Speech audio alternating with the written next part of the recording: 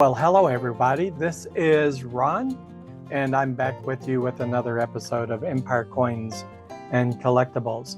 I hope this episode finds everybody doing well, and of course, as I always say, out there looking, because it is a numbers game. If you're not out there looking, you're not finding. And that's pre-assuming that you are a coin collector or a silver stacker. The treasures are out there, and I would recommend that you get up, and as my mother-in-law's father used to say, you get up and get busy. And I've been a little busy, I think. So what do we have today to share with you? Well, yesterday I went to the Texas Coin Show. I think that's what it was called, over in Grapevine, Texas, and had a wonderful time over there. Although I will say I took probably 24 coins and gave it to the annex representative to have them graded. We'll show those on camera when they come in, and they are the coins that I've shown you here previously. But it was a wait to get to see George. George is the annex representative from annex out of Denver, Colorado, but he lives somewhere in the Texas area, and I will put his card up. Sometime I will hopefully arrange a interview with him and let you be introduced to him and share his thoughts with you. And then perhaps maybe later on you can ask questions and I'll get those questions over to him. But he's a superb individual. He has the patience of Job because it was a long line and it was quite a bit of a wait. I guess I was at the coin show for about maybe 3 hours, and I spent probably an hour to an hour and a half in line waiting my turn patiently to sit down in front of George and submit my coins. Now, fortunately, I'd already written up my coins, put them on the appropriate annex submission sheet, and I was there in that seat maybe 7 or 8 minutes, and then I was gone because there was a bunch of people behind me, and I didn't want them to wait any longer than they had to. So there's a message for those of you that would go to the coin shows, whether you're submitting via PCGS, NGC, or Annex. Get the paperwork filled out early before you go to the coin show. Have your coins ready and prepackaged. All they're going to do is open up your paperwork, make sure it's filled out properly, and then they will check the box to make sure that everything is signed appropriately and what you have listed is what you have in the package to be submitted. And that will save everybody a lot of time. And again, I know that George would appreciate that. But in any case, I did have a lot of fun chatting with people waiting in line my turn. And you get to know people and fellow coin collectors and what they collect and how they came to coin collecting. So what is the topic of today's episode? Do coin shows and sellers or dealers at the coin shows undervalue coins when they sell them? Now, that's a thought that makes you go, aren't they there to make money? And I would say the answer is yes. And when do they price the coins? Some of them price them the days or the few days before the coin show, and maybe some of them price them longer. I don't know if that has anything to do with it, but I'm going to change cameras and let you see the first two examples, and you're going to say, yeah, we know why that does change value. So let's go ahead and look at the desktop camera. And so what you are seeing is two 1971 Eisenhower S Mint dollars. These are silver. They're about, I think, 40% silver, if memory serves me correctly. And perhaps more specifically, they're silver clad. So a lot of these coins, like the Eisenhower dollars, will get their value from the intrinsic value coming from the silver that it contains. So I paid for these two Eisenhower dollars. I paid $7 a piece for them, which is not a bad deal, because if you go ahead and take the percent of silver in them per troy ounce, and it's about 0.3162 troy ounces in each of these, and you multiply that percentage by the spot price of silver, which at the time, I believe yesterday was Saturday, it was $23.62. What you're going to come out with is a value for these two coins just based on the silver of $7.47. Kind of surprising, isn't it? I bought these two at under spot price for the silver content. If I can do that each and every time I buy silver coins, I'm going to call that a victory, because I know that if there's any collector value, it's going to be above and beyond the silver content. So both of these cost me $14, and there's about maybe $15 of value, silver value, in these two coins. Not a big win, maybe a micro win, but I did achieve every silver stacker's goal of buying silver under the spot price. And these two coins, I'll look at them a little closer, but not right now. But they might be worth sending in. They might not be worth sending in to have them certified. And some of those that are high grades will be worth a lot more than $7 to $15, certainly. Okay, so that's the first win of the coin show. Let me move these out of camera. And, you know, sometimes people fail to look at foreign coins. It's got a little smudge on this package. But this is a proof set from Jamaica. And you might say, why would I buy these types of coins from some of the island nations? Because typically those are base metals like clad, copper, nickel, that sort of thing. However, it pays to check them out, because some of these, especially in the 50s, 60s, and even into the 70s, have silver coins in them. Look at that. Aren't they gorgeous? Jamaica proof set. And this is a gorgeous set of coins, but only two in this set are silver.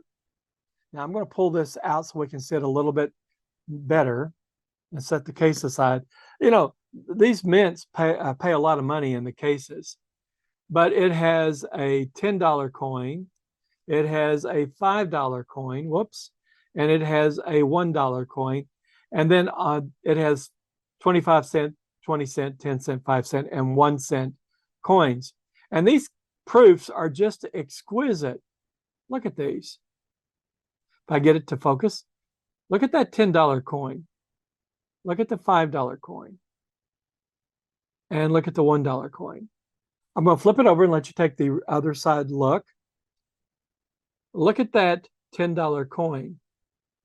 It's celebrating Columbus's, basically his discovery of Jamaica. We won't say it's his discovery of the island, because Native Americans, First Nation people, were there first. But still, it's a coin commemorating his first arrival at Jamaica, and perhaps the first Europeans' arrival at Jamaica. Beautiful. And that is a silver coin. It weighs 42.8 grams. It is 92.5% silver, so that makes it sterling silver. And it has 1.27 ounces of pure silver in it. Isn't it gorgeous? So it's not a dilemma for me. This thing is coming out of the mint set package, and I will probably have it certified. And then if we go over to the $5 coin, it too is silver. And the $5 coin is 37.6 grams of silver, but it only is 50% fine. And what that means, it has only 50% silver content in it. So that makes it 0.6 ounces of silver. So, I mean, basically, between the two coins, these two coins, let me get my toothpick or Miss Empire will chastise me. And I do not want to get her upset, right? Mama's not happy. Nobody's happy. So here it is. This one plus this one, these two represent about 1.87 ounces, almost 1.9 ounces of silver, almost 2 ounces, but not quite. So if you go ahead and take the 1.87 ounces of silver, multiply it by the spot price of silver, it's $23.62 per ounce of silver. and that makes it $44.17. The intrinsic value of just these two coins is $44.17. What did I pay for the entire mint set? I paid $70. Now you say, well, Ron, that really wasn't a very good deal because you paid more than the intrinsic value of the silver. But if you look at these coins, just these two, I hadn't even talked about these other 6 coins, but these 2 coins are $44.17. So they're well over half of what I paid. I bet half of 70 is 35, so I've paid well over half of the price of this mint set. Now, here's the thing. I went out on comps on eBay, and the $10 coin has sold for as much as, in the raw, $45. And the $5 coin, and that was recently on eBay, I sold comp. The $5 coin sold recently at $35. So recently, between the two, these 2 coins sold for $80 in the raw. Now, I can't tell you what they'd be worth if they come out as proof 70, but they're going to be worth something north of the $80. And then I did not go in and check the individual sales price, the comps on these coins, the $1 coin, the 50-cent coin, the 25-cent coin, and so forth. I didn't go in and check those, but those are going to be worth a few dollars more as well. So overall, am I pleased about this? Yes. I bought this set from a gentleman named Nathan. He wrote me up a receipt. I bought this and a few other things. I'll show you in just a moment. Can we get it to, there it is. I think his company is called Acquired History, and he sells a lot of foreign coins. And his name is Nathan, and there's his number. He's in the Dallas-Fort Worth area, should you want to call and see what his stock is like. I do believe that I got a great value from him. The question then becomes, are coin dealers selling coins undervalued in order to, I guess, increase their sales and make a little money? A little money is better than no money, or increase interest around their tables and people just kind of show up. Then maybe that may be the case. This one is kind of a dirty package, and I'll take these coins out of the package. I bought these also from Nathan, $15 for the set. Interesting, this set has 2 coins that are silver, and it's basically this $1 and the 50-cent piece. This is a 1966 mint set, uncirculated mint set from the Bahamas, and I paid $15 for that. And that's kind of interesting. I'll set this down and talk a little more about this. It's kind of interesting because in this particular set, the 2 silver coins, the $1 coin has sold between $15 and $10, $10 and $15. So we'll say $12.50 on average. And the $5 coin has sold for $36. So even if I take between the 10 and 15, and I say the $1 coin comp was 12.5, that's $48.50 in value in just these 2 coins, and not the rest of these uncirculated coins. Of course, these coins are not looking like anything right now because they're in a very dirty package.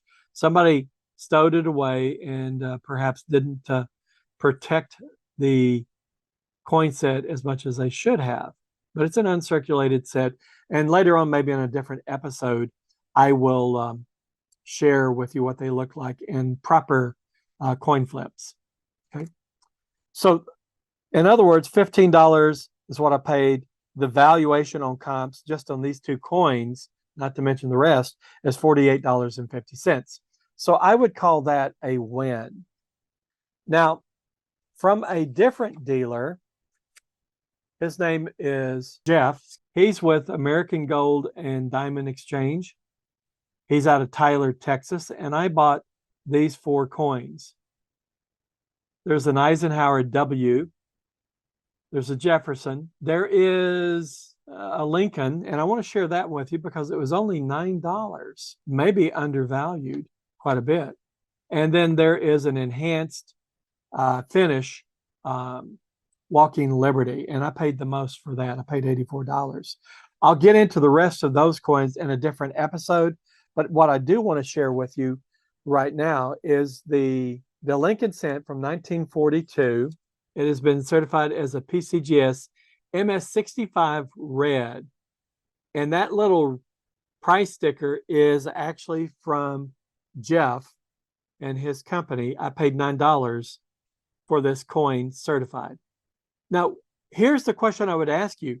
Where else can you go and pay $9 for a PCGS certified coin and get a coin that has been certified as an MS65 red? Coin shows. I would strongly recommend, not only for people to go around to the gold and silver shops and the coin shops and the pawn shops, but every time you have a show in your area, go to the coin show and go through the side stock, those stocks that they have slab coins and boxes out there for people to thumb through, and you're going to be able to find some real value. I mean, look at this coin. It's got a beautiful red color to it. Of course, the light here doesn't do much justice. Let's see if I can adjust the light a little bit. Look at that. Isn't that a gorgeous coin? Can you believe that was for $9? Does anybody know how much it takes to get a coin certified by PCGS? I'm thinking for pre-1950s, it's going to be something like 20, 25 bucks at least. So you need to make sure the coins are worth getting them certified. That's an ongoing discussion out there in coin land, collector's land. But what I found when I went out and looked at the comps, this coin, first off, has a mintage of 206,698,000. So it was very plentiful when it came out in 42. And by the way, it's a 42D. It has a comps of $37.98 out there. It has a comp of $28.98, and it has a comp greater than $37.98 if you go back into August. So did I find a gem? Well, yeah, anytime I can pay $9 for something that currently is selling for $37.98 or $28.98, I would characterize that as a win. What do you say? Wouldn't you? I mean, we're not talking about hundreds and thousands of dollars. However, these are the low-end coins that you can find at coin shops. What could you find if you were going after, say, a 1955 doubled die Lincoln cent? Could you find a value buy out there at a coin show? Maybe, depending on how much of a rapport you have with the sellers and what time of day and what day it is during the sale. Okay, I'm going to go back to the main camera and wrap things up. So I really enjoy going to coin shows. If I could encourage all of you wannabe coin collectors and coin collectors that have never been to a coin show, go to one. The entry fee was $3. I mean, it was so cheap. I paid for my brother's entry fee. Now that has to be pretty cheap, right? He and I did have a good time going out yesterday to the coin show, spending all that time out there. But the key is get to know people, get to know fellow coin collectors. I handed out cards, not just to coin dealers, but I handed them out to other coin collectors. I talked to one gentleman who collects currency notes, error notes, and I have a collection of very unique currency errors. And perhaps he and I can get together and do some trading maybe in the future or buy things from one another. Who knows? But you build and plug into the community. And that's what's important about today's episode. You want to plug into the community, go to the coin shows, find those value buys, and you know what? You're going to increase your enjoyment and happiness and really share the hobby with others. That's what it's all about. All right, my friends, hopefully you've withstood all this meandering and you've stayed with me until the end. One last reminder, please remember, and I'm sure Miss Empire is putting somewhere above my head to the side of my head, we're going to have a drawing of a certified Buffalo coin, beautiful coin. She'll show it to you, and it's certified, it's been certified by Annex. We'll give that away in a drawing when we reach 1,000 subscribers. So if you haven't subscribed, it doesn't cost anything, takes a minute or two. Please subscribe to our channel and help us grow the community, and maybe you will win that certified Annex Buffalo nickel. All right. You take care. And please remember, if you're not out there looking, I don't believe you're finding. All the best.